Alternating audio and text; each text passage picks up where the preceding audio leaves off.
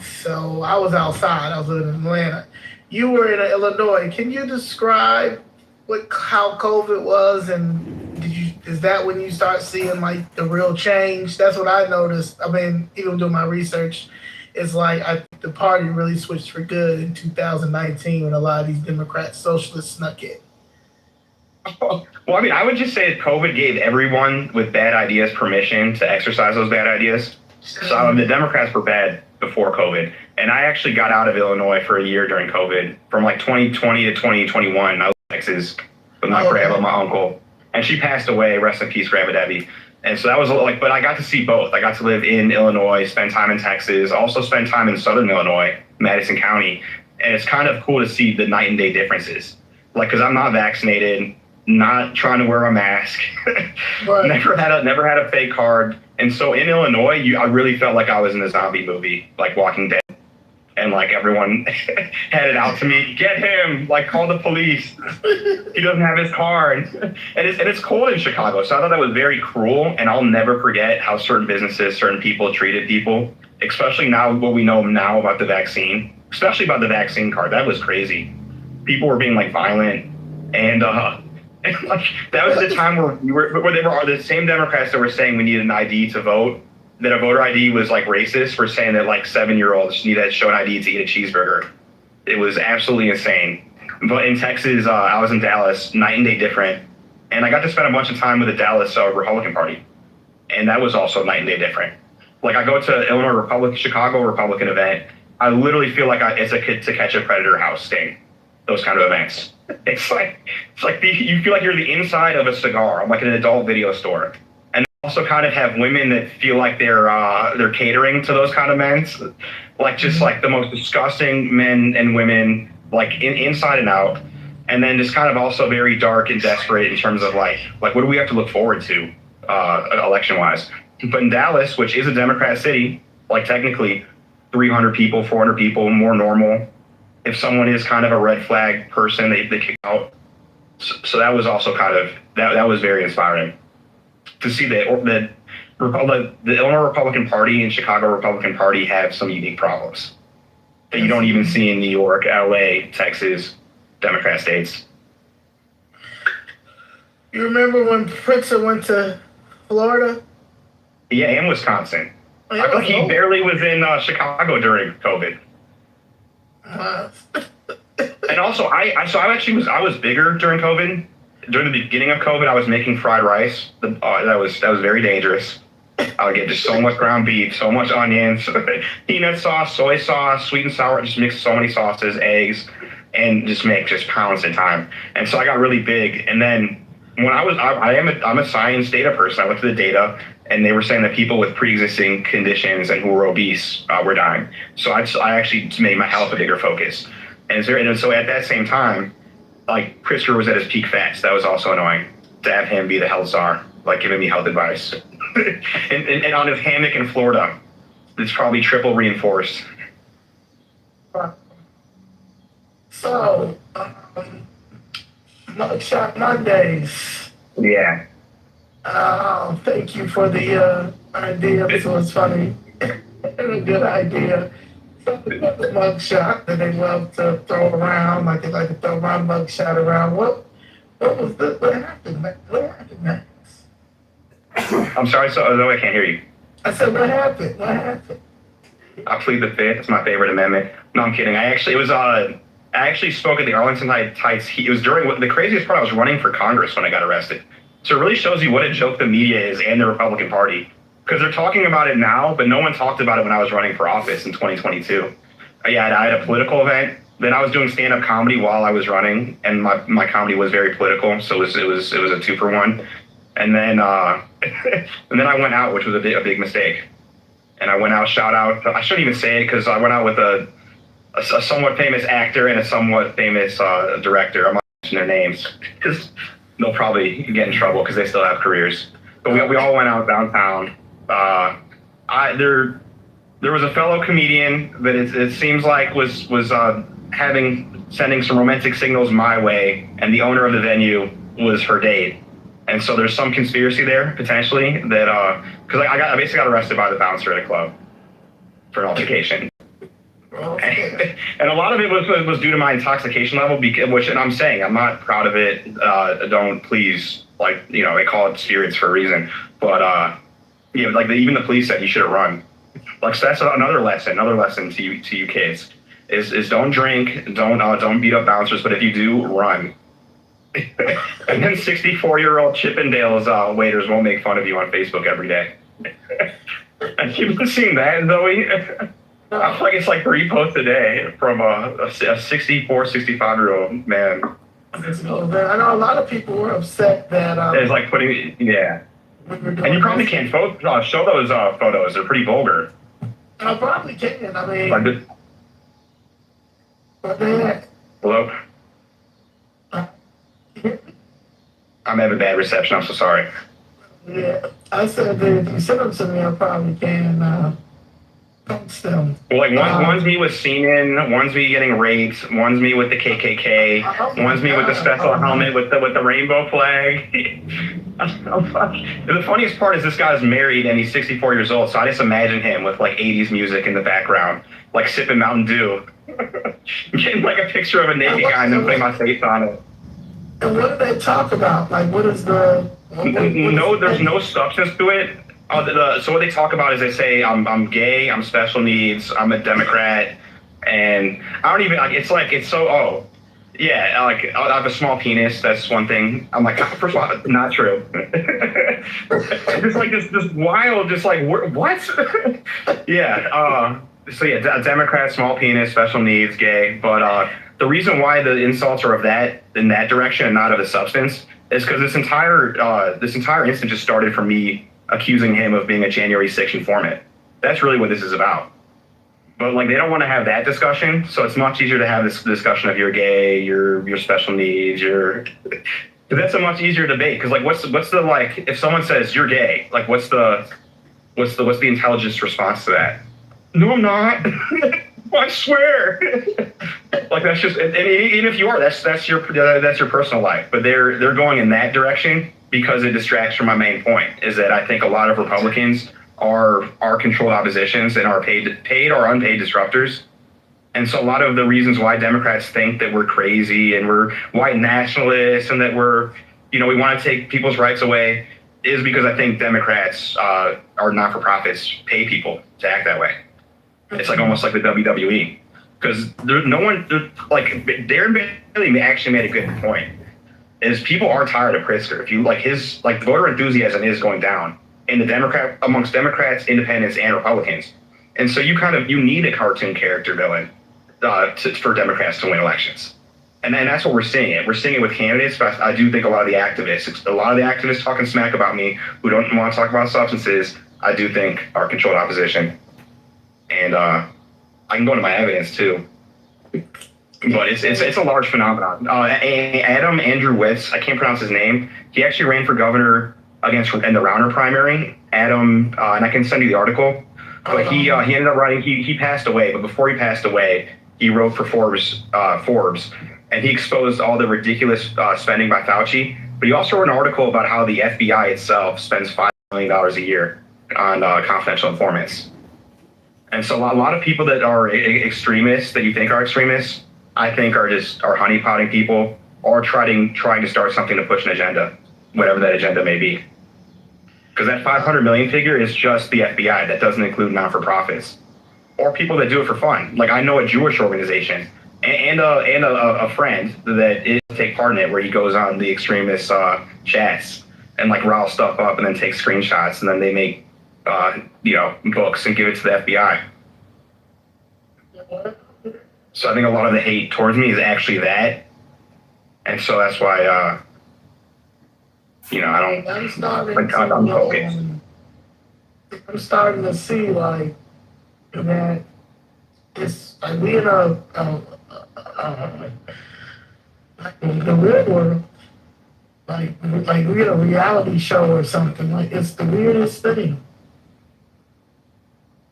Hey, that's what in politics, especially in politics, it's a mirage. Because people need to realize that like 5 to 9 out of 10, every 10 conversations you have politically, there'll be some sort of agenda and it'll be a fake conversation.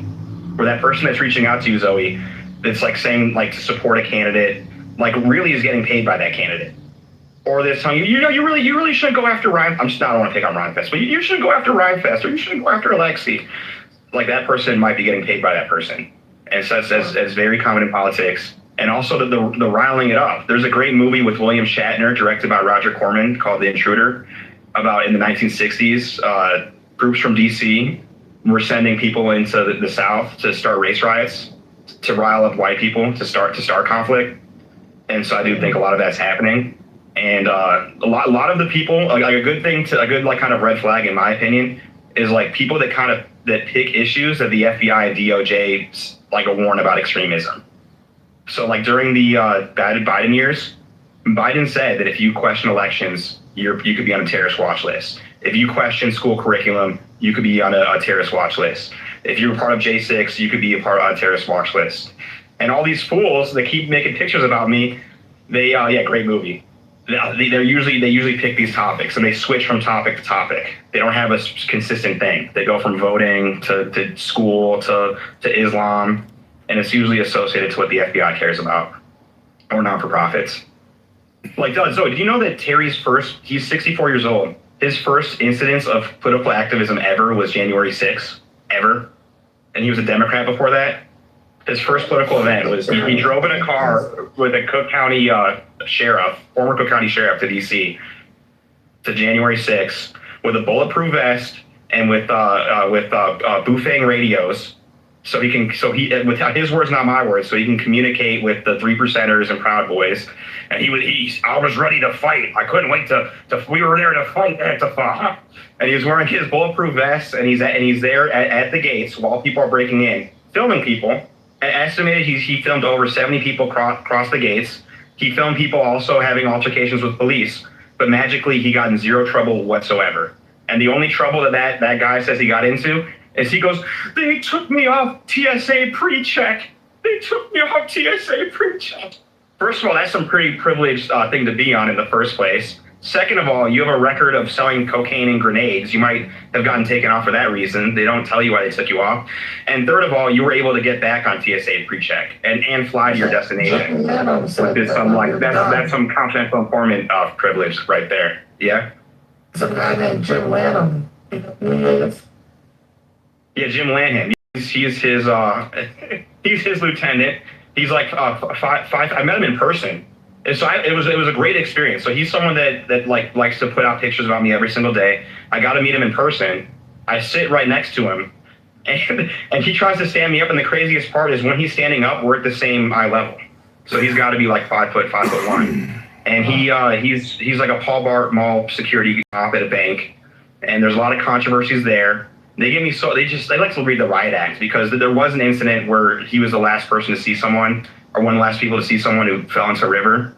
I've never accused him of murder, but like he's just he really likes to dip his nose in a lot of political and criminal cases where it's kind of weird, where I suspect he might be a criminal informant of some sorts too. And I always ask him, like, why aren't you law enforcement? Like you love politics, you love the law so much, like why are you law enforcement? And it could be because of mental health check, I don't know. But he's very loud online. He runs for office a lot, and pretty like Zoe. Has he reached out to you? Because like anytime I go on any sort of show, like they get 100 messages from him. No, he just was in the comments saying that shit was fucking bitch, and that's why no one likes you, you little penny waistline bitch. Why don't they have the gym? Why don't you have substance? Dropping you after 12 hours. Yeah, so I saw him in person. I was talking about his deformed hands to you in person, Jim. And I was everything I'm saying on this podcast. I said this on the face, but you're in the comments being like, "You're a bitch. You're stupid. You're this." So we're different. That's for sure. But it seems artificial why he cares so much. So Terry started his career June 6th. January 6th, 2021. Never was involved in politics at all. Global Z. Hey, Zoe, we're breaking up. Zoe, breaking up. So before that, he was an actual criminal informant against the Cali cartel and the Vice Lords. After he was a criminal informant, he worked for like tech. He was in like tech sales, which to me is something where they would place a DOJ type person. And the funniest thing about this is the most recent job that I'm aware of that he does is his big identity is that he wants to fight immigration, and he's on the streets exposing why 100% Terry. Do you not? I was making so much money with DoorDash. I wanted to earn money in my free time, but I didn't want to go out and get a boring 9 to 5. Workers in Monterrey, Mexico, and then also people that work remote in India. His company, For a Living, works with major corporations and the government. Your CEO has top clearance with DOD, to replace jobs, to replace high-paying tech jobs. My generation was decimated because my generation was the one that got rich off of software and coding, where you didn't have to go to college and you can get $100 an hour to code. But Terry, For a Living, takes American workers and replaces them with Indians that you can pay for literally 10 cents on the dollar, are also the H-1B, where they have a facility from Monterrey, Mexico, and then they bring them in. They help them with the paperwork and everything. And his company, we don't even have to dox the name because he likes to complain about it, but it's just a fact that his company has a DEI policy and brags about being 90% non-white. So he's the DEI hire of his company, but his whole persona is I'm anti-DEI, I'm anti-critical race theory, we're anti-porn in schools. But he's also a card-carrying member of SAG. So he's a card-carrying member of SAG. Immigration is how he puts food on the table, but his fake online persona is that he's an activist that's like fighting immigration and trying to save elections and stop porn in schools, and now Islam's his big thing. He really jumps from topic to topic of whatever the Department of Defense says is something to be on the watch list. Well, okay. Yeah, that was but yeah, so he basically. So the crazy thing is, he definitely was away from politics. It was criminal informant, corporate sales, and then just out of nowhere, right when Chris Wray FBI is like, hey, if you question the election, you might be a terrorist. He suits up with the former Cook County sheriff, and they drive to DC. Why is Joe Savino suing all these people? Terry Newsom, Jim, Aaron, Jim, Mendrix, Tom DeVore. Oh, because they falsified information, which is a fair thing to sue, like Noah. And we've both met Noah before.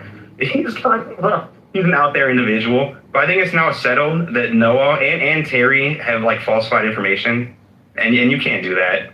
And so I believe Joe's suing him for slander. I'm not like too particular with the case, but like good for him. Good for him. Like I would sue them for slander. It's hard to prove damages when you're calling someone like a bitch.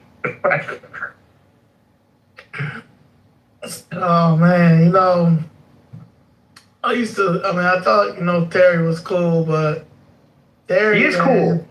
He still is cool. To me, Terry took it too far. I was cool with Terry, but Terry said you were a problem, and then you told me he was a problem, and I both told you at the end of the day I could separate it. I don't care about that, but he was so busy worried I was going to talk about you. I mean, that I was going to believe what you were saying when it came to him. But at the end of the day, every time, Terry has never came through the way that I feel like Chicago Fist Red has came through for him. When he did the podcast, Danielle and us, we went all the way out to Never Never Land. We did the podcast with him. Then, we tried to do the Tom Holman thing, but he didn't want to take my suggestion because I think a lot of people think that people use us as these black women pawns, like we're like a minstrel show or something like that, instead of like, I gave him a suggestion with bringing Tom Holman to Chicago Theater and doing an evening with Tom Holman. And then basically people think that he's this white nationalist and this racist. So I'm explaining to him, if you guys do an event at the Chicago Theater and you guys talk about, what's going on at stake with the illegal immigrants coming over here and all this, but he wanted to do a whole rally. He just wanted to get as childish as DSA instead of let's bring this into a theater and let's talk about what's at stake, with our country and people show that we are civilized. And he didn't. Yeah, so that'd be bad for his career. Yeah. So that'd be bad for his career. That would hurt his main job is relies on H-1B visas. And so if you're saying like, hey, Tom, crack down on because that's the main time of a legal immigrant are people that are overstay at H-1B or overstay visas. And so if you have an event that unites Chicago at Chicago Theater, which would have been awesome, and does really well and paints Tom Homan and his mission in a different light, that'd be terrible for Terry's main career. And his show's called Behind Enemy Lines, which I think is like almost a big FU to all of us. That's because who's the enemy? I think it's us. Oh no! See, and Terry Newsom said, "No, you never did anything for me. Nothing. You asked Danielle to be on your panel all the way out in Neverland. Then you asked us to be on your podcast, what we did, and then you came to us about Tom Homan. And I gave you the suggestion of bringing it to Chicago Theater. I told Miss Susan Sweeney. I told a couple of other people as well, because I was trying to get you guys to understand that people think that we're antagonists. At this time, we were on a bingo card. Like we were these people that were out here, whatever. That's not me. And I was trying to explain that to him, but he didn't care. During that time, we were at the Black Caucus. I got all these as text messages. I really don't want to do this to you, my boy, but I can. And we were in D.C. for the Black Caucus. He wanted Danielle to fly back. He wanted to do this big thing in front of the federal building because they wouldn't bother us or anything. But nobody didn't want to spend that money. Nobody didn't want to spend the money to go to do Chicago Theater. That's just basically what it was. Then we had a press conference. The press conference came the day after, unfortunately, Charlie Kirk got killed. Everybody decided to back away from the press conference, but they basically wanted us to not do the press conference and pay homage to Charlie Kirk. But everybody went out and did their own thing that day. He didn't do our press conference, but he went out to the south suburbs to go bully them liberals. Into your video, other people didn't come to the press conference, but that evening they were at Concerned Parents event that she had out in DuPage. But we were disrespectful for doing our press conference that we were putting together because we have an active genocide going on in our community. So once I started seeing that they were full of shit, then I started moving around and doing my own thing. So I don't respect Terry Newsom off of that. And plus Terry Newsom talks a lot of stuff about us on social media and doesn't think somebody's going to talk back. And I'm the wrong person. And Terry, that's my problem with you, is just be consistent. Stop with this split personality nonsense. Because we didn't need you. You asked for us to be there. Now I got to block you because you're a liar. And he was my source, Zoe. How about that? Up until I was writing articles about James Mendrix. He was my source. Terry was the one that gave me James Mendrix Xbox Halo handle, which is pretty funny. Yeah, the sheriff of Gates County has a really impressive Halo score. But so Terry is like private, and he posted about it. I have the screenshot where he's talking about how great the Illinois record is, and he's giving me information. But then now publicly, I'm a Democrat shill, and what does he say about you, Zoe? Because I think a lot of it's derogatory, like. Yeah. I got no respect for him. He's like a 2-year-old. Yeah, I have to go to a schoolyard to get the insult. It makes sense, though. It makes sense. Yeah, it's a prison yard mentality. Oh, you know what's something interesting that he said, Zoe, and I had the screenshot, is he said in prison that he was a Latin king, and that he used to sell guys like me, or that he would sell a guy like me, which he thought was which a prison mentality is like, what a great insult. But my mentality is like, you're in the Latin Kings and used to sell guys, and you were like Italian, Polish. He was with what's it called? Like a cocaine, like the chop shops. They would sell cocaine out of a car dealership. And he didn't even have the courage to be a cocaine dealer. And that's terrible to be a cocaine dealer. He was a cocaine dealer recruiter. He was like the MLM for a cocaine dealership. And then he claims he didn't rat on his friends, but I think it's pretty remarkable that he only served 2 years at the height of the definitely a snitch. height of the 80s. Mm. Yeah, he confirmed snitched, but it's just a question of how much he snitched. Because it is a confirmed that he snitched on the Cali cartel and the Vice Lords. Yeah, and was that's selling why he's a grenades. criminal informant. He's probably getting CVI money too, DEI. Yeah, he is DEI. He's a DEI of his company. Like it says, 90% diverse. So that means he's a DEI hire at his company. And that's not the irony. They really can't stand you. They make all these pages of you. It's because of what I'm saying. Because the last time I saw him was at the Joe Severino case, and because I had to, I was a witness, and in which Jenny was a witness. Jenny McGuire, the former radio host, was a witness for Joe Severino. So it's very interesting to see her kind of say 180-degree different things than she said only a month ago. But at the case, here's to kind of show you the Terry Newsom playbook. It's pretty remarkable. Is I like to confront my accusers, and so I walk into the courthouse. I walk in. I sit next to Terry and Jim Lanham. Jim Lanham, all 5 foot of him, tries to trip me with his foot, puts his foot out like this to try to trip me, which is just weird and petty. Then I sit down next to Terry. He puts his hand on me and just yells, "Gay, cunt, gay, cunt," 3 times in a Lake County courthouse, a court setting. And while this is happening, Jim Lanham runs to a security guard to try to get me arrested. And then not only 10 minutes later, Tom DeVore, who was the genius lawyer on the case, he lost the case. Terry Newsom argued he was ineffective counsel. I agree. But I went outside and I pulled out my phone pretending like I was going to take a picture, just kind of trolling a little bit. And within 5 seconds, Tom DeVore goes to a security guard, try to get me arrested. Because I think one thing that we share, Zoe, is I know, like you for politics, you are young. Anyone under 65 is young in politics. So I think part of the universal dilemma too is that like you get picked on because they don't want younger people to succeed, and they don't want anyone to succeed. Period, because it ruins the grift. Right.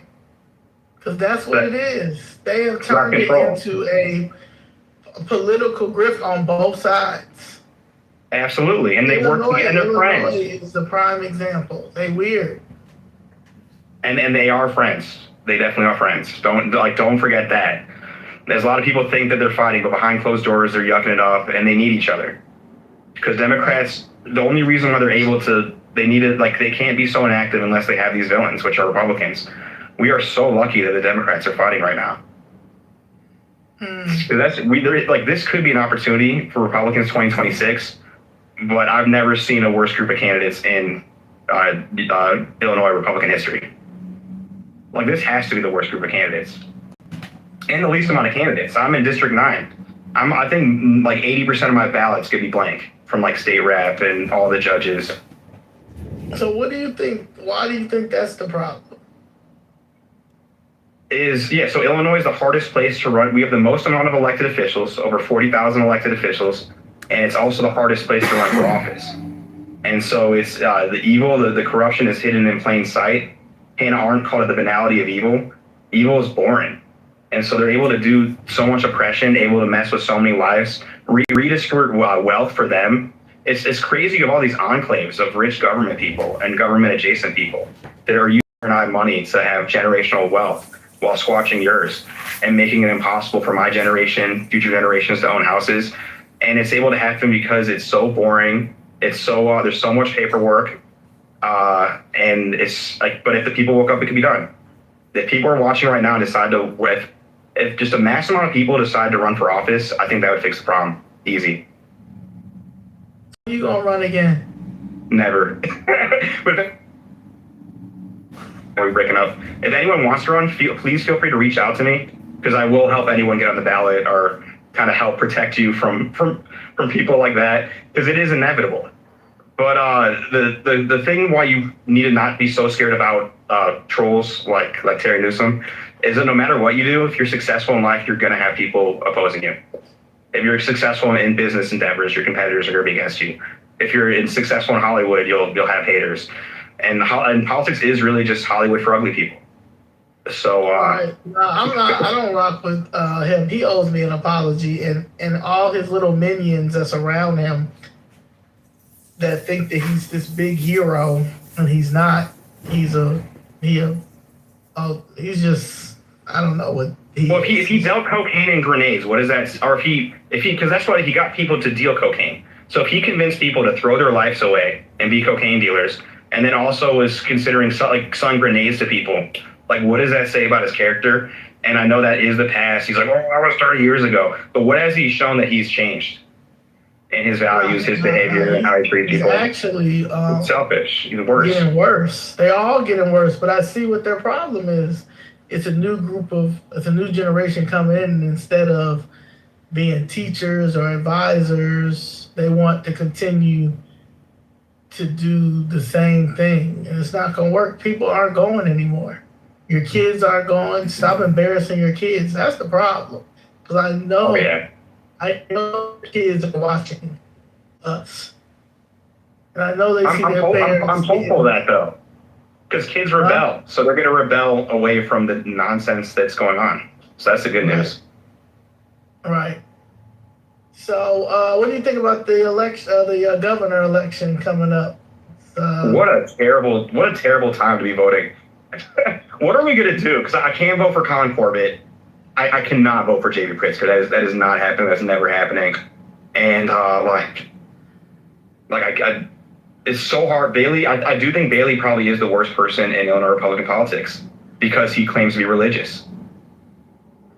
Hold on. So it's gonna be really, really hard to vote for Bailey. And he's been campaigning like a Democrat. And I'm not sure if it just came out today that one of his donors was a convicted sex offender. That came out today, Sun-Times. You're gonna see a lot of stories like that, in my opinion, from now until election. Why not? Colin Corbett? Why not him? He's a goofy, as they say.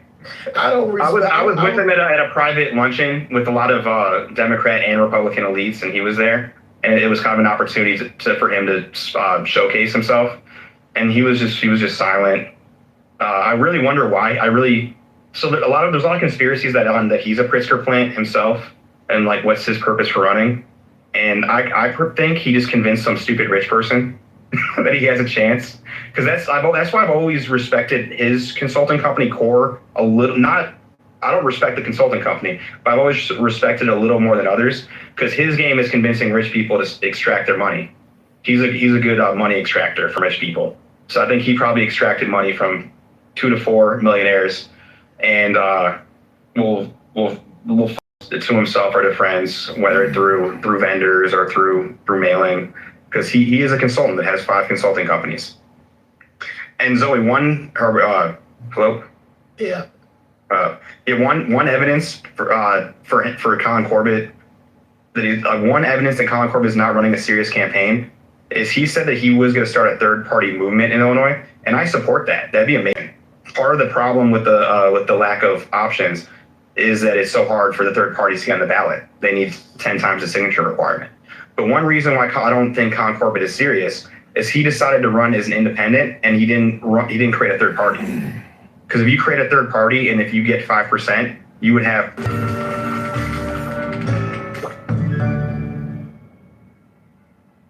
wide election. Colin Corbett did not do that.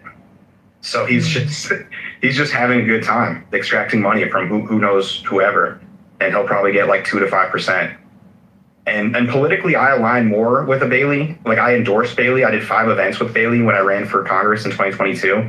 So I would say I helped Bailey. And but I just think he's just such a liar. Like what a fake human being across the board. Yeah, I'll rock. So like shamelessly fake. And then he's really getting exposed right now, the way he's campaigning as a Democrat.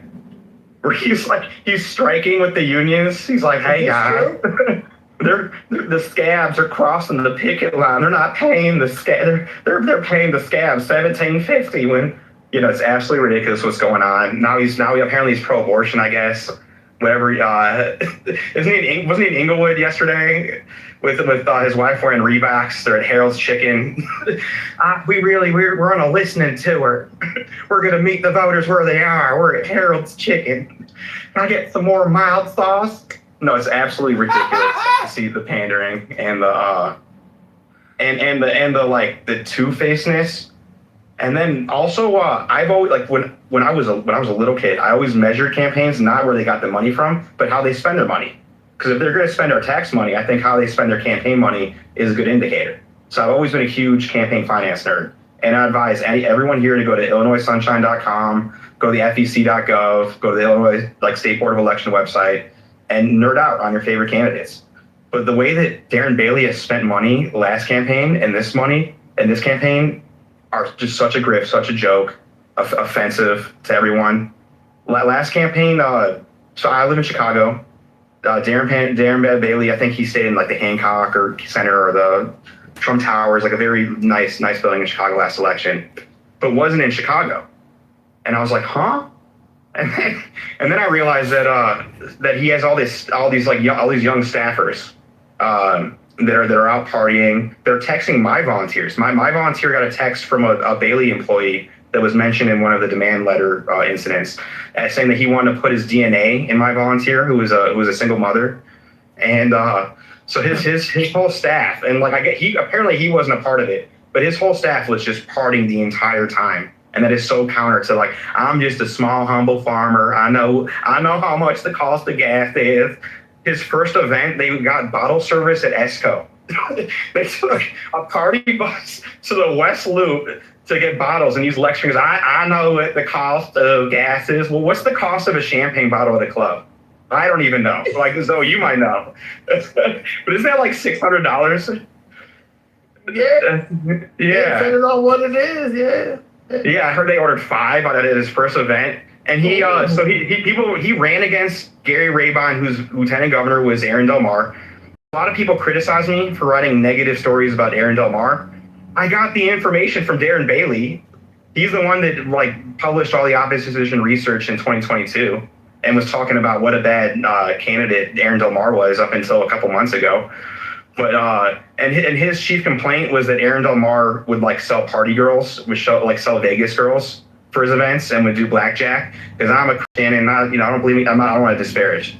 I'm very pro-religious, but he's very I'm just a humble farmer, and we don't gamble, and that doesn't belong in the party and the dancing. And this first event, his speaker was John Sirasani. People that watch probably know John Sirasani, the blackjack influencer, who's just telling teenage kids to go gamble blackjack poorly. And then he's coming out to I got 40 pack of Strohs and a bunch of hoes. Introducing Darren Bailey. And then his running mate is the guy that he's literally on camera the couple weeks before saying, I like Aaron, but Aaron doesn't like me, because every time Aaron runs, I say don't vote for him. You can trust Aaron as far as you can throw him. And he picks him as his running mix. What does that say about that person's discernment? And then the campaign event. So the craziest thing about campaign finance too, after it's a huge asterisk, is campaign finance is an honor system, and politics is one of the most dishonorable fields. And so a lot of what's reported, you don't 100% believe on face value. So Darren Bailey's first event for this campaign season was paid for by a PAC called Save Illinois PAC. The person that runs that PAC was someone who I met at 16, 17 years old, was Darren Bailey's former body man driver that hit him with a $700,000 demand letter and the potential lawsuit that was settled. So they settled that lawsuit, and then that kid under 20, he was even under 21 at the end at the time of the event. He was 20 years old. Donated $40,000, $50,000, $70,000 out of the goodness of his heart back to the person he was going to sue for sexual harassment, child labor abuse, that kind of thing. I don't buy it. But that was part of it too. And at that event, a lot of people concentrate on, there was an incident on the party bus and the clubs where a woman was taken to the hospital. And a lot of people like to go in the weeds of that.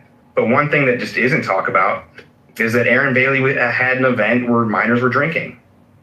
The person in question was 20 years old, and he's on police body cams being yeah, it's a political event, we were drinking. And I mentioned it earlier in the podcast. This is just something that I've just seen a lot of events of older guys and younger teens, usually of age, but under drinking age, in adult situations. Politics. Yeah, it feels like the Boy Scouts of America, or more of that nature. Or to catch a predator home is probably more realistic. Because the boys are usually 18, 19, 20. And I was told that at a young age, I was told to stay away from Mark Kirk because he would get a little handsy with people. But the Illinois, the most powerful Illinois Republican member for over a decade was Dennis Hastert, who admitted in court he was a child molester. So there is still that stain in the Illinois Republican Party, but I really think it's a free-for-all because there's such a lack of power. It's just a power vacuum. Okay, Dennis Hastert, Speaker of the House. He was the most powerful. He was the most senior Illinois political person, and a lot of the people that were around him are still here to this day. Like if you think in football terms, like Bill Belichick, Bill Parcells' coaching tree, or Bill Walsh's. Is this Dennis? He was just 2000. Wasn't he George W. Bush's Speaker of the House? Yeah, he was a wrestling coach. And Mark Vargas, good old Mark Vargas, that's where he got his start from. He was an intern for Dennis Hastert, and then an advisor. And then Mark Vargas of the Illinois Review was supposed to run for Congress, but dropped out to help his son. And so one of my proudest moments, funniest moments, is I was at CPAC, and I was more optimistic. I was introducing myself to every media person, and one media group goes, I'm like, hey, I'm Max, I'm with the Illinois Record. Nice to meet you. He was like, wait, Illinois Record? And I'm like, yeah. It's like, wait, did you write an article about Mark Vargas in the Illinois Review? And I'm like, yeah. It's like, dude, you got to apologize. Man, you got to apologize. He lost a position in Trump's cabinet because of your article. Because apparently when they look up, when you're interviewing people for jobs in the government, they look at everything that's been written about him. And my article on the Illinois Review goes into his history with Dennis Hastert, with the Department of Homeland Security under Bush. So that's another interesting reinvention, how that person is now another face of the grassroots. The Dennis Hastert W. Bush. It's now Mr. MAGA, Mark Vargas, yeah. This guy. And this guy. He's dancing with his shirt out yesterday.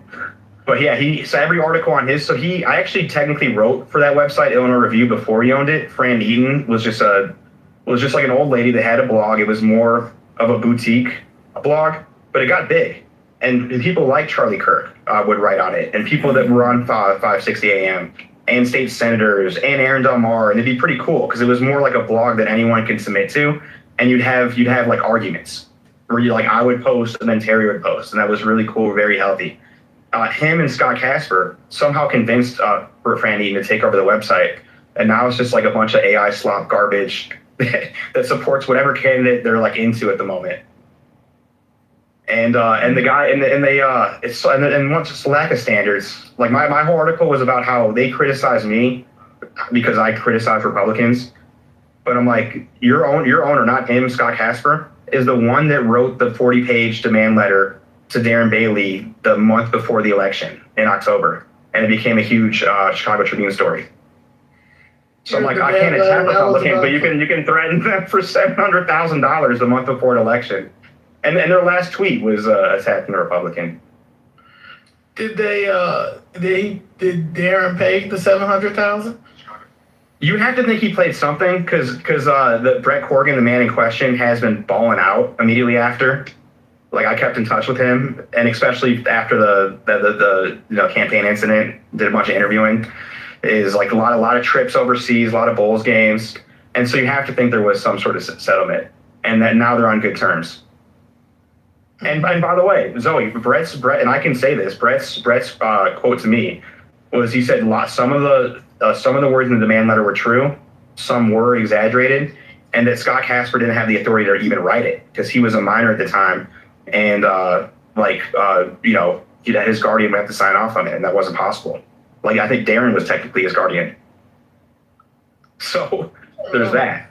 And so that's why anyone reading the demand letter, and it does exist, and I should probably publish it, but it exists online.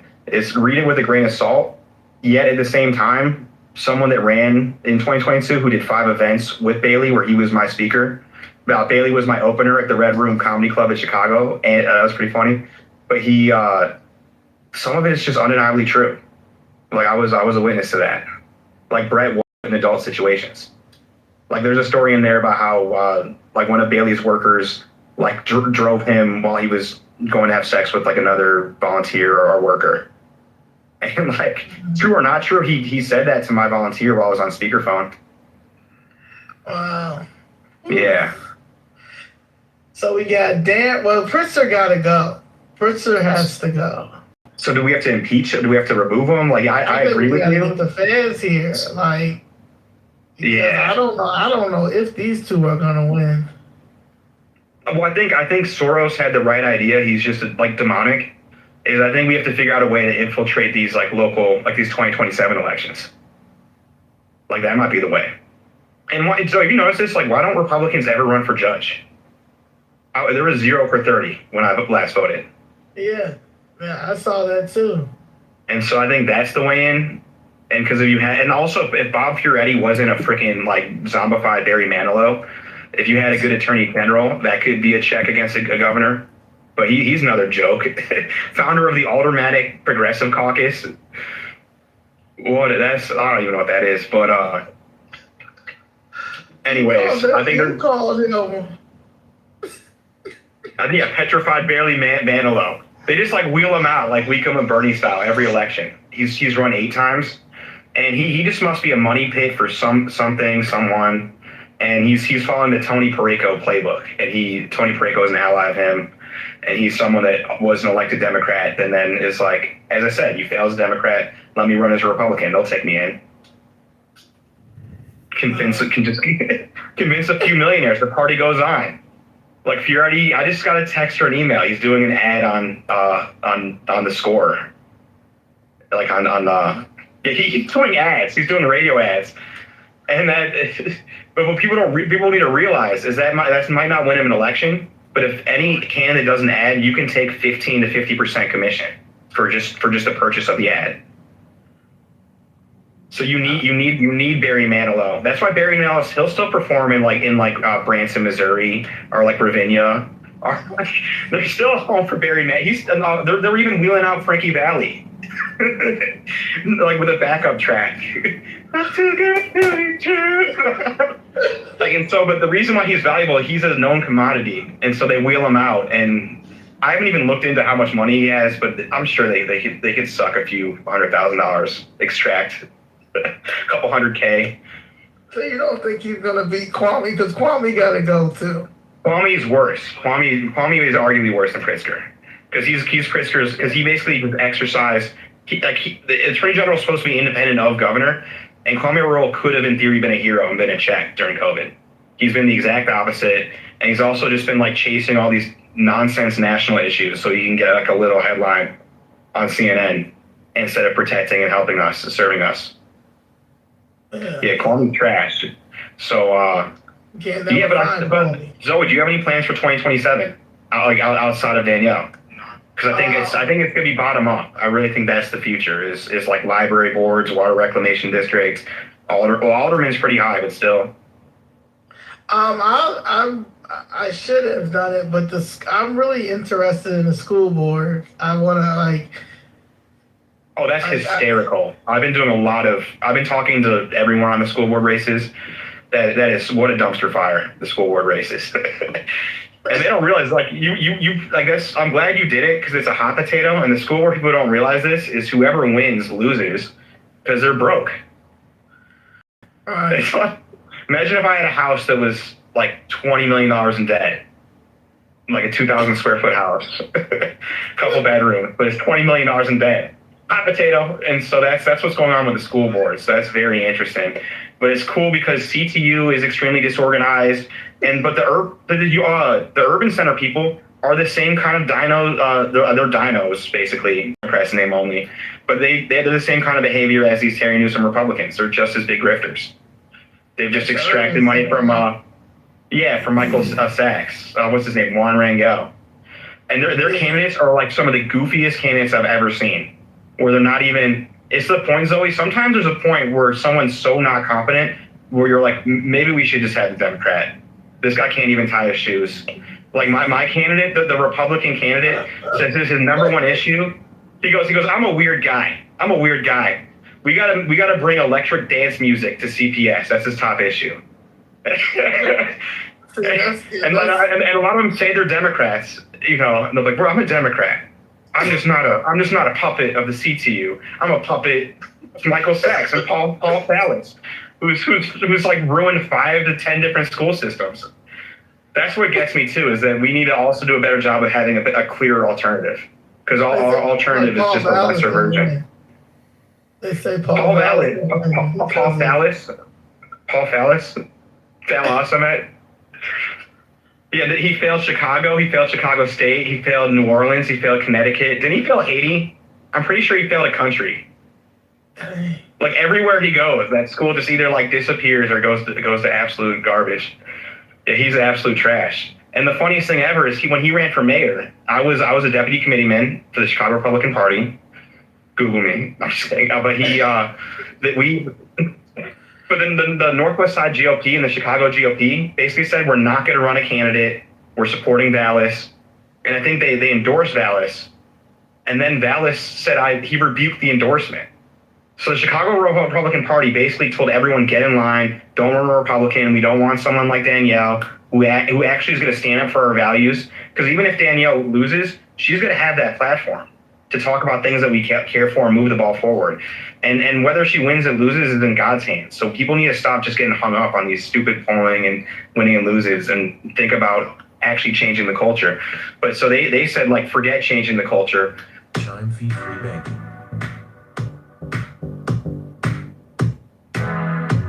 Chicago had kids in the 90s or grew up in the 90s and they remembered him. So he was just a terrible candidate. He couldn't even beat Brandon Johnson. But we fell in line. You know why we fell in line?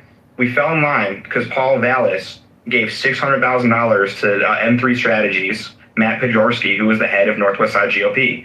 So as you were talking about earlier, a lot of conversations are fake and mirages. And so he's telling people, like, Paul Vallis has the best chance. I think we got to get behind him. This is the best strategy. In reality, $600,000 check. That's not being discussed. This is the guy. And that I don't want to pick on him. It's just that's just the way it works. No, yeah, there's another guy, I think. He's head of North. Let me see if this is the guy. So I met with a guy for a minute. Chuck Hernandez. Oh, no. There's a new guy now. There's a new guy. Half of us left. So basically, half Northwest Side GOP left after they endorsed Richard Irvin at like midnight. Really fun. It was like literally imagine you get a text at 11 p.m. being like, we're having an endorsement session. If you miss it, too bad. And it was a way for them to sneak in Richard Irvin. Also probably was another client, but was unpopular with the base, who was more on the Daily or Jesse Sullivan or Gary Rabine. And so after that, like half of them left. And I got in trouble, and this is just me, we're just talking. This is just my experiences. As I always used to criticize them, as I felt like the entire club was just a big excuse for Matt Pajorski to hook up with Amy Kessam, who was like a candidate at the time, eventual committee person, 41st Ward committee person. And then they ended up dating, or I think they still are. They might be engaged right now. Okay. But almost every election was like him supporting her or her supporting him. So much of the resources and money and time went to their elections. And yeah, she's a part of Trump's Department of Labor now. But the question is whether it's hand or head. But I didn't say anything. But what was I gonna say? Yeah, that was a bad Trump pick. Because it's very hard for Trump to truly vet every single person. Because I believe she was a DeSantis supporter. All like urban supporter. She was gonna anybody to get in that commissioner seat, because the commissioners is no Republicans. No, she's not running for commissioner. She's not running for commissioner. Not no more. No, and Sean Morrison's not running either. It's Gorman, right? Yeah, Gorman. But she said she had that seat before. She did. Taking it back, yeah. Her and Sean Morrison were I think they were both under Verdoliak, and they were both Democrat buddies. And then they've just been feuding for 20 years. And Morrison he's the godfather to Aaron Del Mar's kids, and is Aaron Del Mar's into Cook County politics. So all the criticism on Aaron Del Mar, like, really should be more directed to Sean Morrison. He's the Bill Parcells to Del Mar. I shouldn't call him Belichick. That's such an insult to Bill Belichick. But So, yeah, the governor race is just it's a wrap. it's a no. Here's what's going to happen. I'll give the audience a playbook for what's going to happen. Is the governor's race is a wrap, but they care about some state senate races, they care about some state rep races, and the Democrats have a big ego problems. They don't want to just win; they want to win big. And so what they're going to do is they're basically going to dog walk, chicken walk Aaron Del Mar and Darren Bailey for the next couple months with scandal after scandal after scandal. And Republicans are going to look really strange because most of the scandals are probably going to be real. And you're going to look like a big doofus, like defending all sorts of claims. Like there's going to be a rape allegation coming up against Aaron. They'll probably be that was made in a court setting. Yeah, exactly. And he knows this. And in my opinion, it's the reason why Aaron's not running for governor. And I'm not saying he raped anyone. I'm just saying that there was an allegation that was made in a court setting. So there's documents with the allegation. And terrible, not just like rape, but like rape that produced a kid, allegations of potential like selling women, should we just get into that maybe? Don Juan? Yeah. No, he wasn't Don. He still is. Like, he kind of is a jack of all trades entertainer. Like, he does blackjack games and bachelor parties, that sort of thing. But part of his early history that no one talks about is he likes to pretend like he was going to be the next judo Olympian. He's going to be the next warrior champion athlete at best ever. But then, he had a kid and he had to go home and, man up and be a father. But the truth is that he wasn't necessarily the best at judo. He goes to the Judo Olympic Training Center in Colorado Springs, and either lazy or bad or for whatever reason, just has a falling out and just leaves the team naturally. But kind of you know how kind of if you're on Saturday Night Live, you can kind of use that status to say I'm a Saturday Night Live writer, or if I was on the special teams of the Cowboys, I can say I'm a Dallas Cowboy. And so Aaron kind of got to still enjoy that pedigree of being an Olympic at the Olympic Training Center, while at the same time having kind of he did a lot of mud wrestling events, wet t-shirty, that kind of directions. And in particular, and they wrote an article on it, so a lot of this is all online, at Kicker's nightclub, which was an all-age nightclub, which is very sketchy, different, not just of drinking age, all ages. But in the allegations, which I probably should publish before Pritzker and the Democrats publish, they accused Ritzker of not just having mud wrestling shows, but Aaron would kind of allegedly would lift the tops and the bikinis of the girls that were mud wrestling, and then say that they're for sale. If you like what you see, come see me after the show. At the all ages event. At the all ages event, and then he'd have a gang, and then he'd have a gang of followers of younger men that would follow him around, and they would be passing drugs around. There's an allegation of an unregistered firearm. He was either a real gangster or a wannabe gangster is the allegations. And so Democrats are really just gonna just throw, because remember how they made a huge mistake. Remember when Darren and Aaron said that Chris Welch needs to resign because what did he know? Is Democrats are gonna start asking Bailey what did you know about Aaron? Because Darren did all the opposition research. Darren is publicly saying I can't trust this guy. Aaron obviously knows that this happened because he's, I talked to people that were involved in the court documents. So I didn't just read the documents. I talked to a witness who said they don't take back a single word. And so Bailey's going to basically be asked to distance himself from Aaron, but he really can't. He either can't, or maybe Aaron's blackmailing or pressuring Bailey. There's that allegation around because their pairing is so uncomfortable. And then at the same time, there's going to be so much coming out about Bailey. No one talks about his schools, his own church, his association with Kyle Shipman, a child predator, a teacher. It's still on his Facebook page where he's with kids with a guy he basically was convicted of he was charged with 3 different child sex crimes, child porn, and molesting kids, that sort of thing, as a teacher. But it got brought down to 1, so he's no longer a sex offender.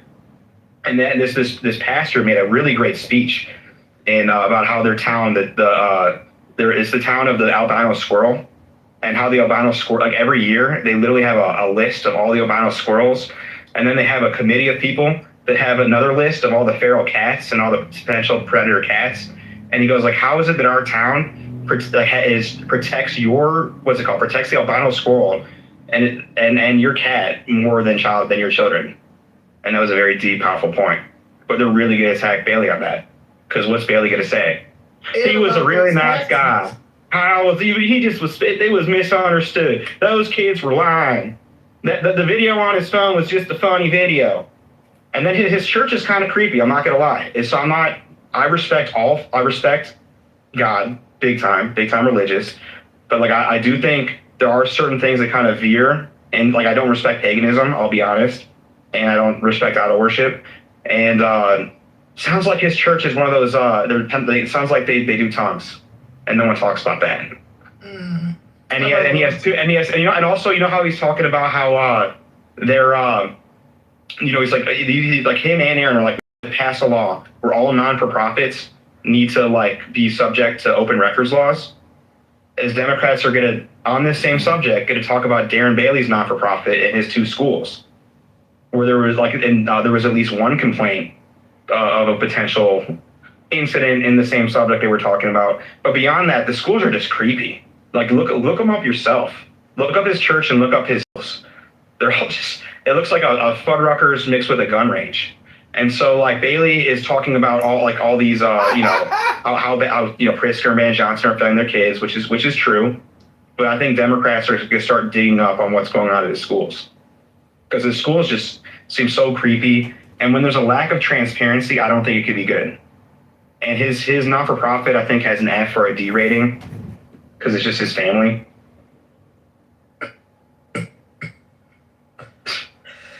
Damn. So for 1 month, they're just Kyle Shipman. You're looking up. And by the way, so Kyle Shipman was a big true crime situation for Southern Illinois, Missouri area, and a lot of the true crime heads were making the connection to Bailey back then. There's even accusations that like Cindy might have even attended the trial, or they might have even funded some of it. That's an unproven accusation. But if you look up on Bailey's Facebook, I think even right now, he's like, this is my friend Kyle Shipman at his tennis facility. And he's got like kids on his laps. Oh man! Like it's just gonna be tough to vote for Bailey. Yeah, it sounds. that might be somebody I might not tell anyone about, but I just can't vote for Pritzker. And Colin is just I don't want to sanction his buffoonery by voting for him. I don't appreciate how he disrespects. This is a different one. Trump is not the problem. Oh yeah, no. Well, all the know-it-alls disrespect Trump because there's a jealousy factor. He's doing exactly what Trump did, but failing Colin Corbett. Okay. This is a fresh one. This is a fresh one. And now they're being like, oh my goodness, this is a fresh one. This isn't Kyle Shipman. I'm saying that they're gonna talk about new ones. I think in the future. Now this just came out. This was this morning, yeah. It's just gonna be a barrage of this and Aaron's history. And the Brett Corrigan situation. But Pritzker is terrible. Like he's a sex offender too now. Yeah, I mean, like think about what they do they're giving condoms to kindergartners, right? Right. So I guess that's a sex offense on over 1 million kids. So it's a very hard dilemma. Like sometimes the moral thing to do is not to vote, but like as I gotten older, I sometimes feel like you sometimes have to man up and choose someone. And so it's just a morality play. And I guess to Bailey's credit, he hasn't been governor yet. But I'll be honest, Zoe, is my worry is I honestly worry Bailey wins, and then and then Terry Newsom is the head of the highways. And Brett Corrigan is going over the books of the entire state. Like I have some serious questions on can Bailey actually manage a state, but he hasn't been governor yet. Tom DeVore is gonna be a lawyer for something, and I can't. He's running the Tom DeVore is gonna run the lottery. It's gonna be such a joke if Bailey wins, and there'll be no budget. And every liberal, just like Rauner, every liberal social issue will be passed because they'll do it as a way to bargain. Yeah, Rauner got through what's it called? You got FIJA, like the New Deal, the This abortion on should've demand won. law. This man should have won. Yeah. Dabrowski. Well, sort of. He just like I still think he's boring, but that's better than like being a piece of shit. Yeah, we would have helped him get the little. His lieutenant governor would have helped him spice it up. He had the data, and he was. We need no data. We need firebrand. He needs some more training, and maybe this was a good experience for him, Ted. Because he to his credit, he never sold out. Like he did have a bunch of bad people around him, like some grifters around him, but he definitely I never kind of seen him change who he was or on positions during the race. So hats off to that. Yeah, so I think that that the feds need to come and count them ballots, because I promise you they stopped counting ballots downstate at 4% and just gave it to Bailey.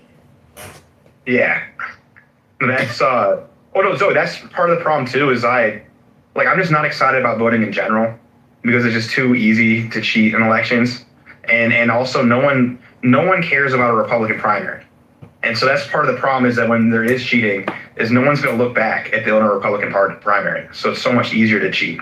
And there was a great short documentary. It was on the channel Fusion. I believe it was about Clinton, New Jersey. So it was somewhere in New Jersey. Please help me look this up, chat. About a school board race in a very small town where only like 20 to 30 people were voting.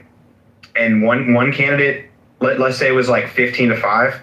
The candidate with 5 is like, what the heck? There's like 6 people in my family and they all voted for me. This is nonsense. And they were able to actually go back, fight it. And they realized it was a vote flip situation where the machine just flipped the votes. So she got 15, the other candidate got 5. Make up the numbers here. But like that would have never been found out if she didn't have a big family. And so how often are these smaller elections cheated? So I'm not, that is a huge concern. Yeah, so I don't know. I'm praying for a miracle every day, because this governor race is criminal. Yeah, like it's criminal that we don't have a real response to Pritzker. That after everything that he did to this state and to everyone that lives here, we don't have a real lever or a check. I guess can't you? I think can you legally recall a governor? I guess that might be. I don't know, man. He is like, when I say the reason why people are dealing with the probate issues in Chicago and probably all over, but I just know for Cook County, he's the one who advises the person that's over probate. He runs the family court system. He runs DCFS. He's sick. He's a new Madigan. He's got the biggest money in the Democratic Party, and also the business side of his family and that blind trust. They have their hands in so many areas, like you mentioned, where they're profiting from DCFS COVID potentially. So I guess the hope though is that Democrats are fighting. So that's the good news. That's like the only silver lining with the socialist communist types, is that they're fighting Pritzker. They're fighting Pritzker, yeah. Because he's rich. He's good a for them. Billionaire. Good for them. Do you think he's worse than George Soros, or are they about the same? They're probably in the same club. Like literally, they probably like hang out in the same Illuminati club. But I would say J.B. Pritzker's more relevant to your and my life as governor. So like directly, yes. But like if only God can judge. And George Soros might have snitched on Jews during the Holocaust. That's pretty bad.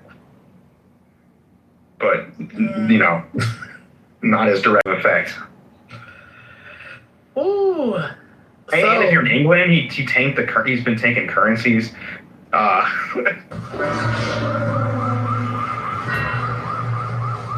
Download TikTok and enjoy. Are you familiar with the Capitol bill? Which one? The one that they passed, I think, like right before COVID. It was like the biggest one. Oh, Things- it had a name. Didn't have a yeah. some stupid name. Yeah, they say he stole majority of that money and nobody don't talk about it.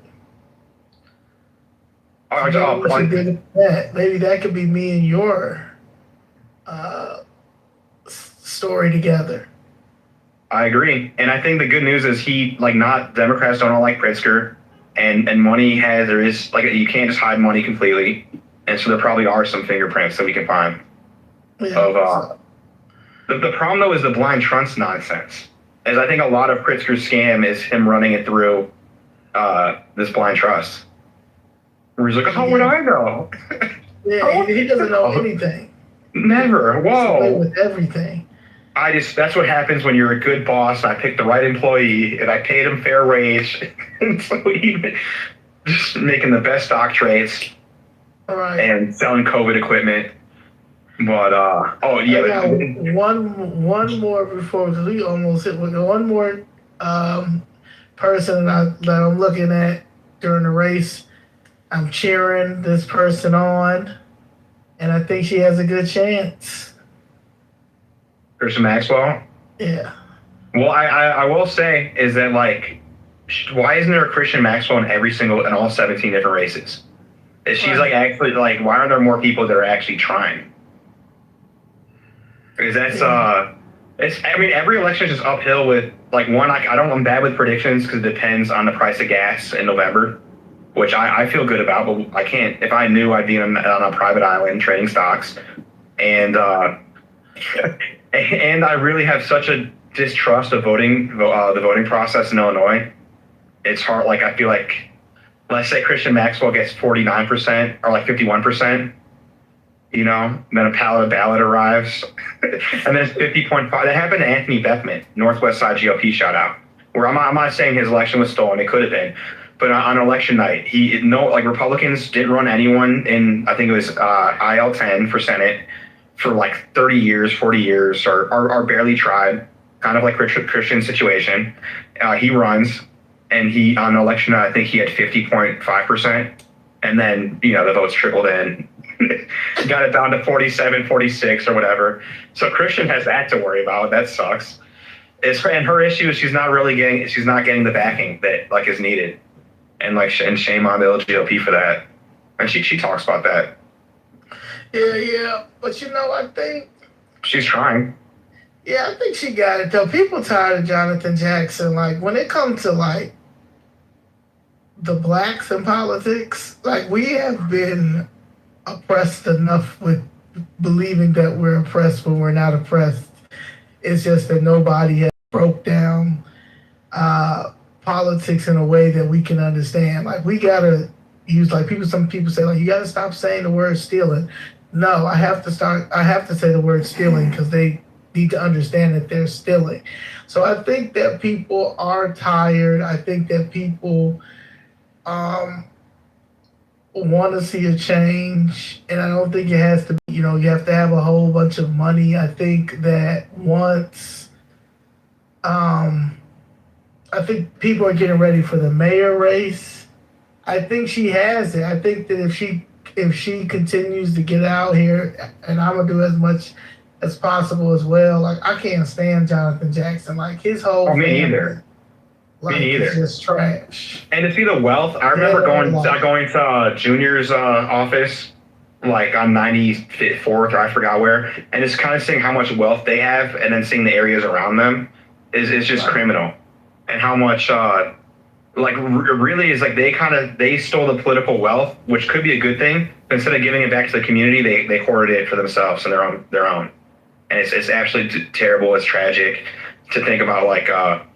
I almost don't want to name names, but shout out to Lee Allen Jones, my political mentor. He had a great debate with Robert Blackwell, kind of even going back to what Rainbow Push did during the mortgage crisis.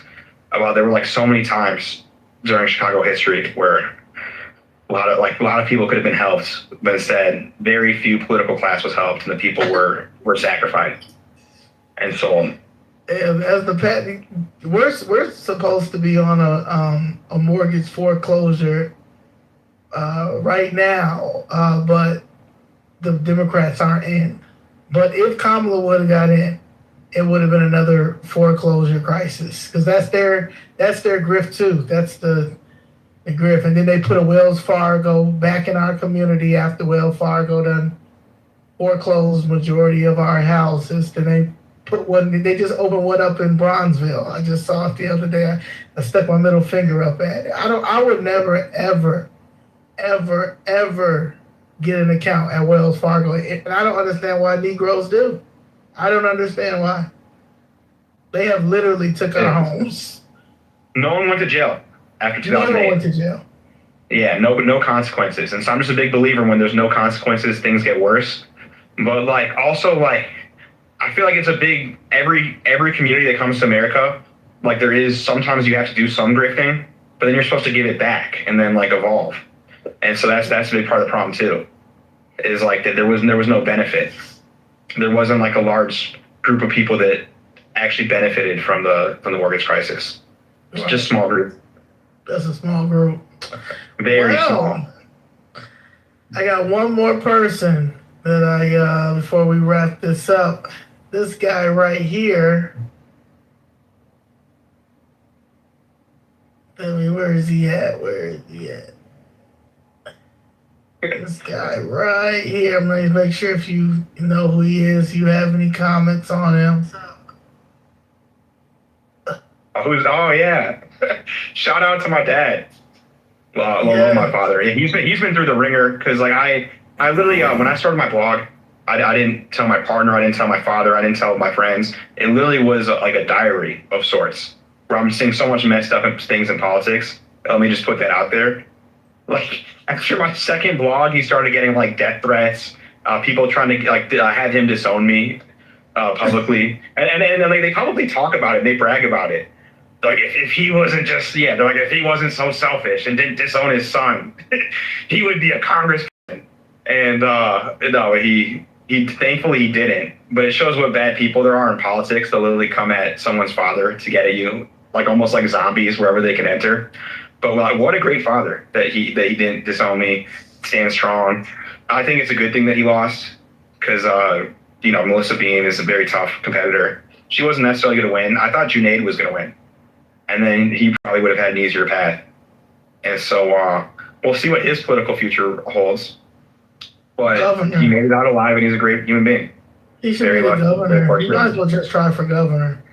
I was like, I guess we're on a podcast, but my personal opinion, as not his son, is I do think he should go for more an executive role, like a mayor of Chicago or governor, and Congress isn't necessarily for him. Like, because he's a really good leader, and being a congressperson isn't necessarily like a leadership role. You're kind of a suit. That's a big reason why I don't want to run for Congress, is you have to represent the district. I don't necessarily want to represent my district. I don't want to represent East Evanston. I love that West Evanston. Not the biggest fan of East Evanston or Uptown or the Arlington Heights. No offense, Arlington Heights. You guys are the problem. Like the collar counties, like the white liberals, the white suburban liberals, are why we have bad things on both parties politically. They elected the worst Republicans, like the Dennis Hasterts and the Mark Kirks, and now they're electing the J.B. Pritzkers and the Brandon Johnsons so they can feel better about themselves because they have a pension, because their Social Security is coming in, because they bought their house for $150,000, so they can afford to like pretend to care about bullshit CNN issues. So that's part of the reason why I don't want to be a congressperson. But he ran for Congress, and I think he would be more suited for like a mayor, governor, and we'll see. Yeah, I'll support him, or maybe I'll support his opponent just to help him. That was always an idea. Nah, I think you gotta be team Mark. But yeah, I can see him like as a governor or something. So, but yeah, we gotta do this. I think we should do this like once a month. I think. Well, actually, we should do next one maybe once a month. But when October, like when September, October hit, we probably gotta do it every week because election. I'm game. Yes. I really as though we bonded on Dick Gregory, and so man. And everyone just respect your elders. Study history. You're doomed to repeat it. It's a real shame how many people don't study up on political and socio-political history. Right. You would be on. It would solve I think everything. that's what people are mad. I'm like, I'm taking the Dick Gregory route. Like, everybody, they'll be like, Dick Gregory wouldn't be okay with you going Republican. I said, in Chicago, I said, I'm beating the Democrats' ass right now. He is proud of me. You know what I'm saying? Like, yes. I hope so. I would hope so. And I would think, I mean, that's so cool that you even just got to be around him and that you even can like speak to what his thoughts would be. But, Yes. oh yeah. How could he not? Because so much of what he talks about did touch Chicago. Everything Yes, from like the organ everybody trafficking. talked about Yeah. how evil Chicago is, how evil the politics is, from Dr. King to He talked about the Republican Party a lot. Huh? He talked about Trump and the Republican Party a lot, like the two Donald Trumps. And so, yeah, yeah, that was a great. He's so funny, genius and brilliant, and just how think about how much he like impacted history from just he bought the Zapruder film. Like think about how different history would be if he didn't buy the Zapruder film. Like we wouldn't have seen JFK's assassination if it weren't for him. And just so like people don't talk about like what you were saying earlier in the beginning of the show, and you were like about basically all this stuff is paid, so a whole bunch of grifting and stuff like that. And he's always said like most of these parades around here are staged. They're getting paid. He'd be like, I've been around long enough to know, that they're staged and stuff like that. And people just ignore that, and that's what's happening right now. Oh yeah. Like how about Israel Palestine? I'm in West Rogers Park, and there's 50,000 Jews next to 50,000 Muslims, and there hasn't been a single Israel Palestine protest on either side. Exactly. And so that's just like one example. Is like so many of the a lot of the J6s, a lot of it are just whatever the agenda on either side. It's vague.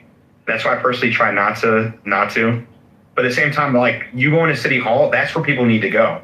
They don't need to go on an overpass waving Trump flags. They need to go to Chicago City Hall.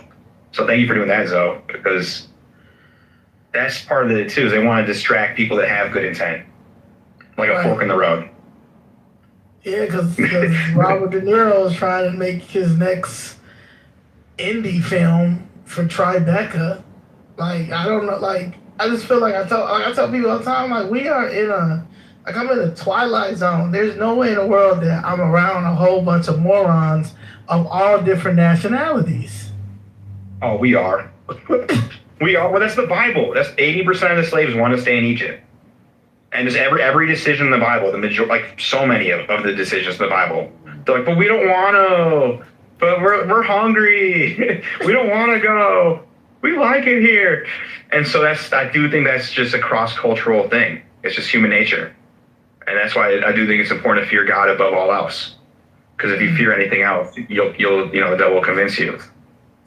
But what about? Isn't this smarter? Like Dan, there's gonna be so many calls for Danielle to not run. I bet.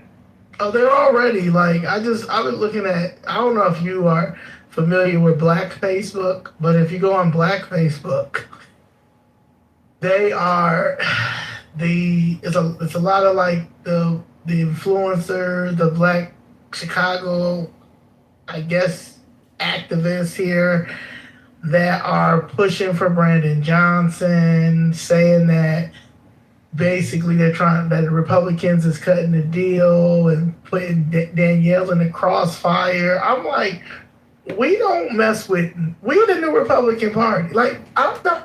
What are you talking about? You know what I'm saying? And Brandon Johnson's not getting back in.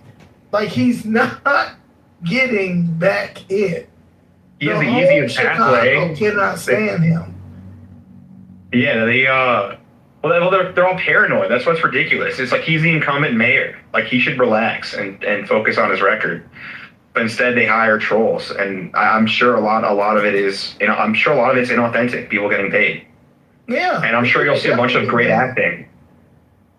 And I'm sure you'll see some. I'm sure some will make some compelling points. That's the problem too. Is even if someone's paid, they can sometimes be occasionally a little bit right.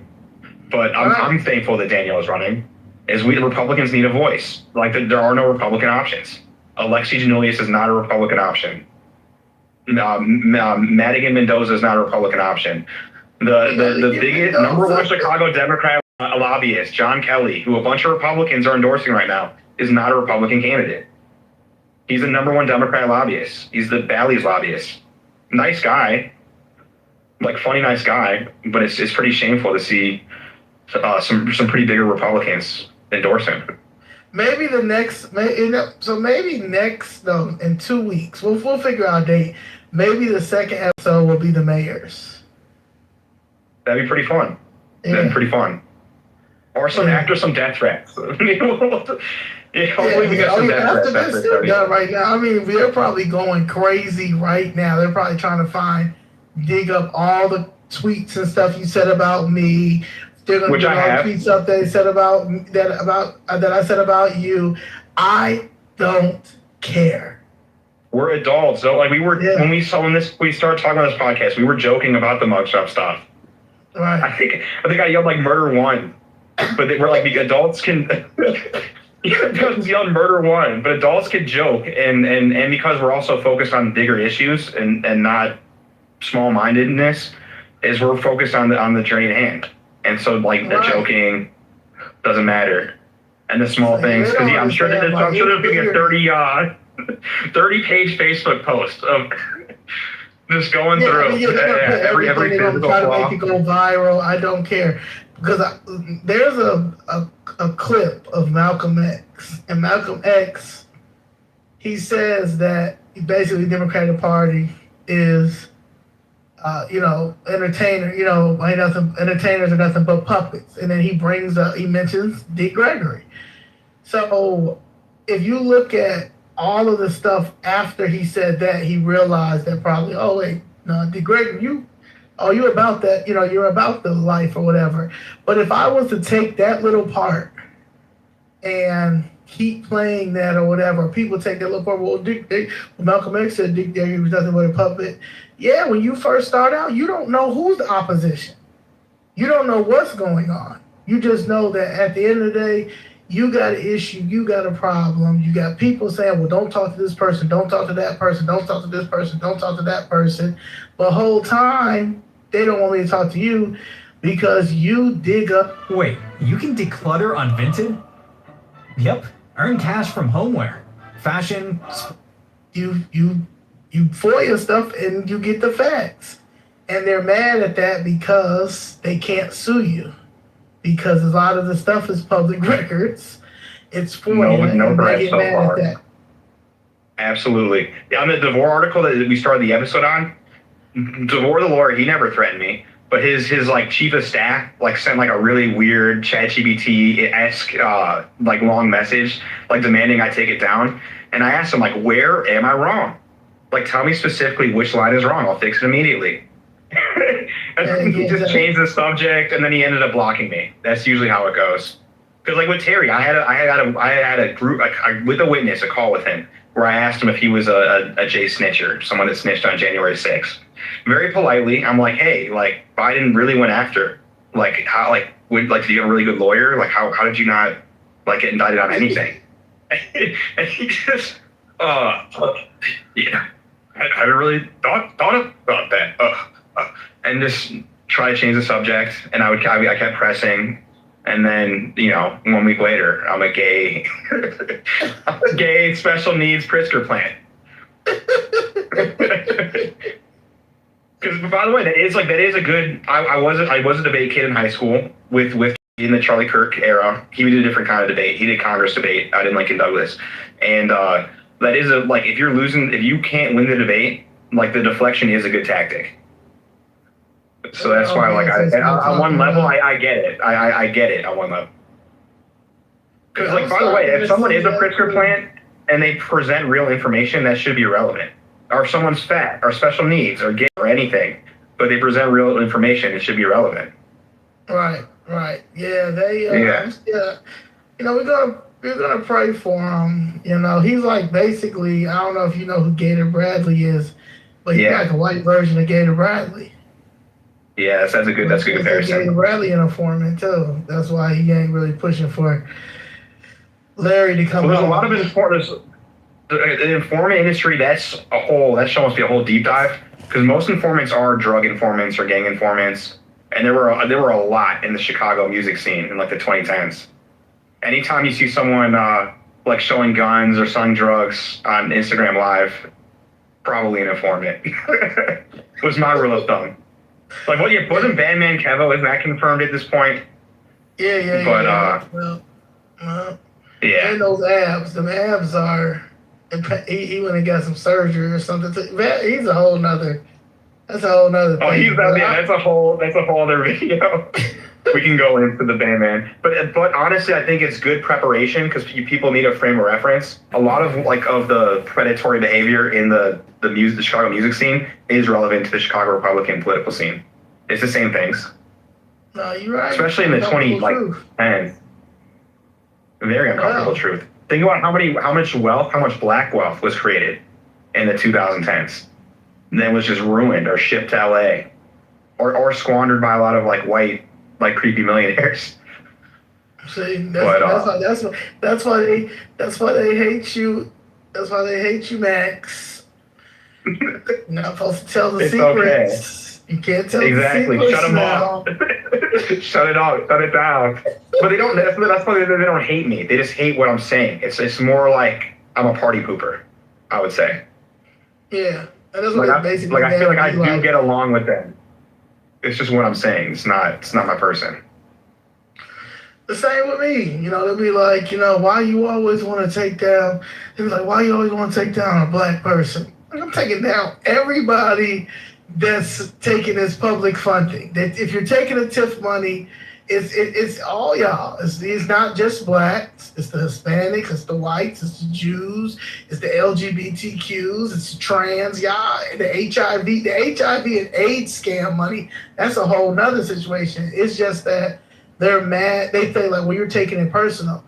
Well, yeah, I'm taking it personal because y'all knocked down a building and have not compensated my people. What? I don't. So yeah. They could give you flack for that too, though. It's ridiculous. Right. Yeah, say but I do think it's fake. I really think that they work for someone or some entity that's affected by whoever you're exposing, and they don't really mean it, because when you have a standard or principle, it's judged about how you treat your own, not strangers. That's what the Bible's all about. The priestly class, the Levites, got that way because they killed all the pagan idol worshippers at the golden calf, the set of the golden calf. It's how you judge. It's how you treat your own to show if you really have values or standards, or if people can trust you. Like, how would any audience trust you if you had a few cutaways? Which a lot of people do. A lot of people in media do, like the Maze Jacksons of the world. Ooh. Shots fired. Yeah. Maze Jackson. What's it in for black people? Nothing. Wasn't he on the top black sellout list? It was the Defender. I forgot. There was a newsletter in the 2010s where they were calling him a sellout. He is the coon of the coonie of the coon. Him, Matt McGill. He's just fake. Yeah, Well, I think he's just fake. I just don't like how he pretends like he's a rebel. He puts.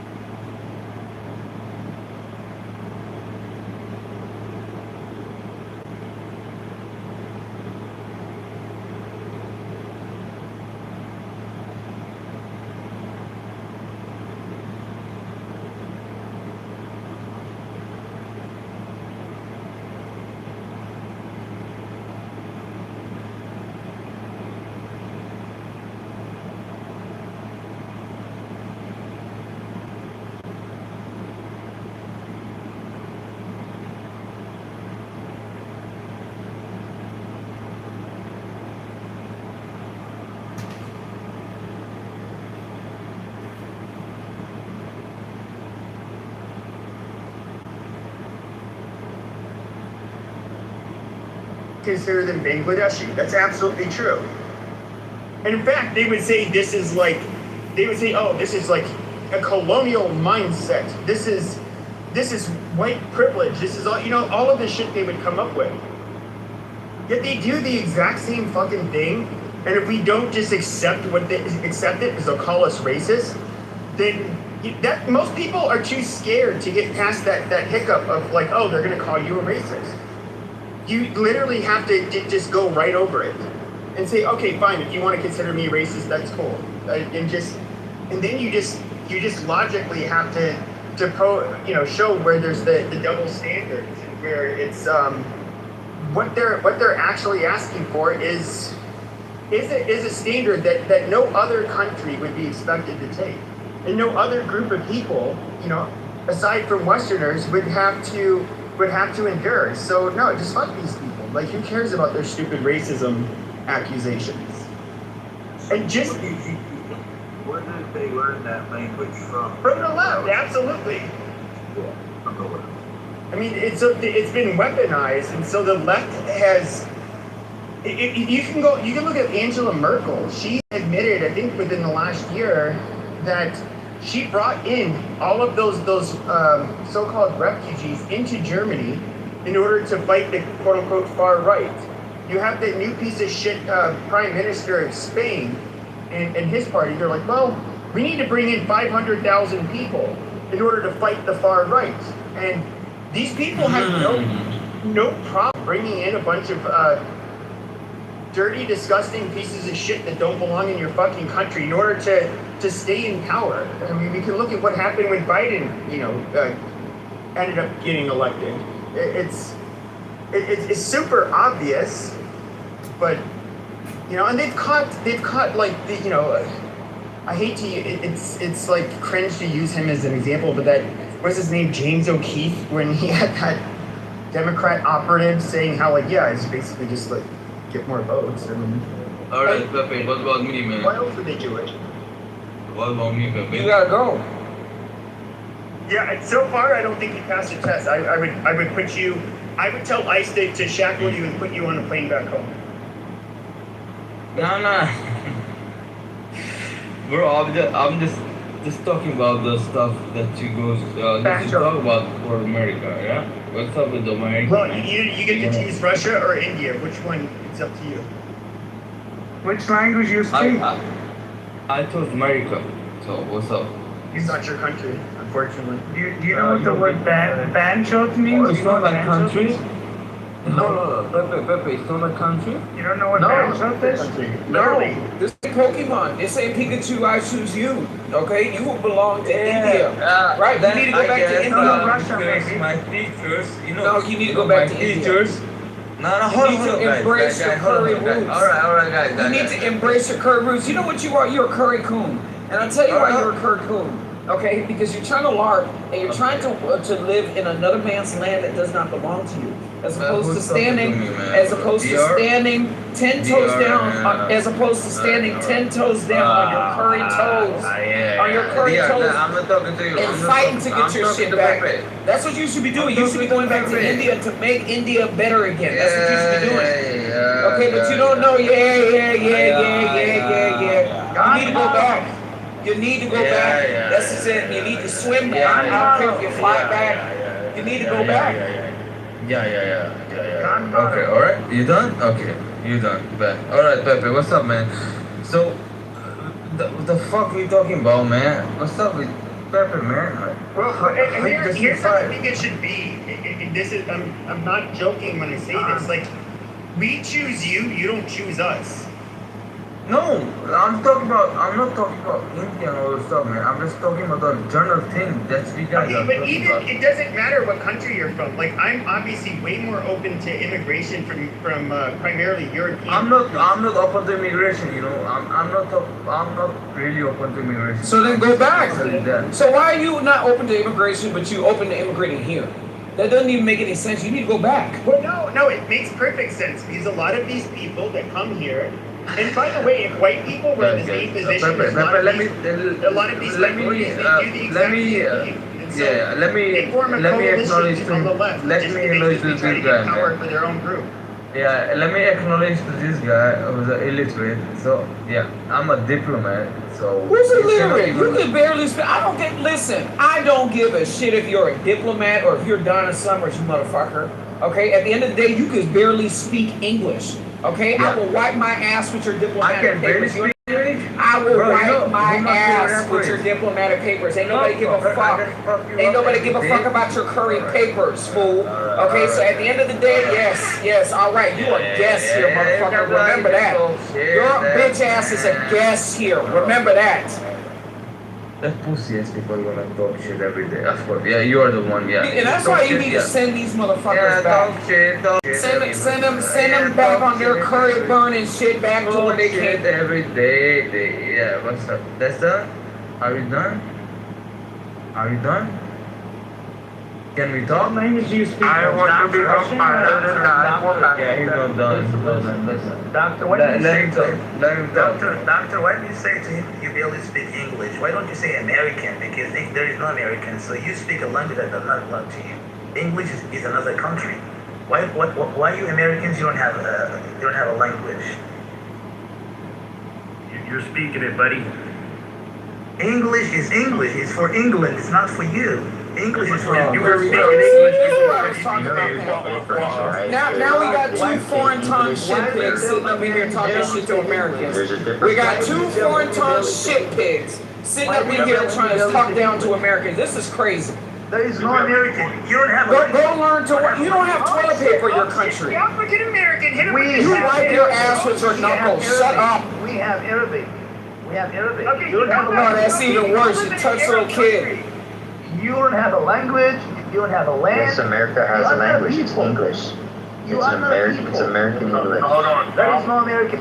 There is no Yes, American it's English. American English. There is It's no the same American version English. of There is only UK. English. There is only English. There is only. Well, let me ask you. There is only Well, let me ask you. English that Let me ask you belongs to this. England. Why does a group of people? Knuckle ass wiping street shitters. This is a legit question.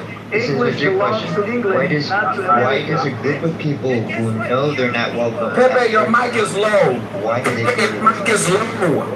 Pepe, your mic is Chinese. No, I'm serious.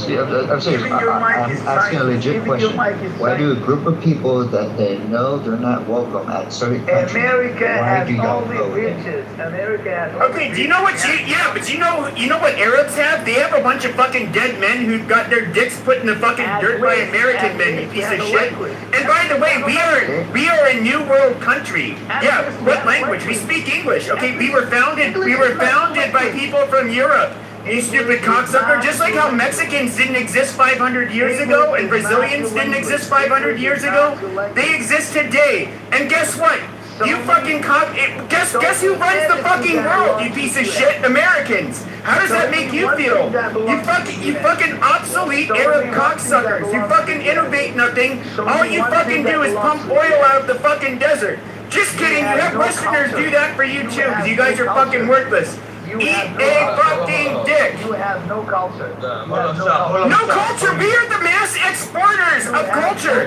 Everywhere you go throughout the fucking world, they are watching American movies. They're watching they're using American fashion. They're using American music. That is literally, we are literally the culture of the fucking world. You fucking retard. Nobody's walking around in a moo with a diaper on top of their head like y'all in your shithole country. People are dressing in American fashion. Thank you, Pepe. Go ahead, keep packing them up. These ass wiping with their knuckle dragging mud hut pigs. You're a bunch of mud hut pigs. Squiggly tailed pigs. That's why they don't eat pork. It would be silence of the pigs. That's why they don't eat pork. Do you know what happened in 1492? In 1492, Nothing. in 1492, in the Iberian Peninsula, the Spanish ended up kicking out. They ended up kicking out the Muslims. And guess what? Guess what year the Spanish Golden Age started? In 1492. That is when they sailed across the fucking globe, and they ended up conquering shit, and they did so goddamn well. Once you fucking retards, we're no longer reporting over them. You guys are jealous. You guys, Muslims have a goddamn inferiority complex. Hold on, Indian man. Arabs have an inferiority complex because it is literally the West. We are the ones who have literally driven the fucking world for the last 500 years. We have sidelined you goddamn monkeys. That is all we've fucking done. You guys are worthless. Arabs are monkeys. Okay, somebody goo this Indian retard. He's like so irrelevant. He doesn't even know what side he's fighting on. He's just swinging. You see, they haven't even answered my question. No, you need to chill out, bitch. Shut the fuck up. You're not coming to America. America. Fuck America. No, fuck you, you dirty goddamn Arab. You fucking stinky dick fucking camel fuckers. Eat a fucking dick. What the fuck I'm doing? What the fuck I'm doing in America? Go start another fucking version of SARS or whatever. What is that shit, that version of SARS you got from camels? You filthy fucking beast. Eat a dick. 500 camels. Every camel costs $1,000. What the fuck I'm doing? Oh, it costs $1,000. Okay, that's amazing. Remember me? Go to everywhere. Fuck America. What the fuck I'm doing to America? Okay, what the fuck do you do? Go enjoy your desert shithole then. Eat a What dick. the fuck I'm doing in America? Yeah, fuck you, Mr. The fact that we haven't invaded you guys and just taken your fucking oil is fucking mind-boggling to me. You fucking retards can't run anything. Shit, America. What the fuck I'm doing in America? Can I go to a country that the president is Donald Trump? What the fuck is that? Okay, what the fuck is your country? Again, You answer my have question. stupid. You have. Edward wants to speak. Edward. Mr. Edward. Tell these sand niggers, Edward. Call them sand niggers, Edward. Fuck America. Okay. Yeah, so I don't use that language, but Pepe, do you what I like, remember me, man? Quit being a scaredy cat nigger, Edward, and call them sand niggers.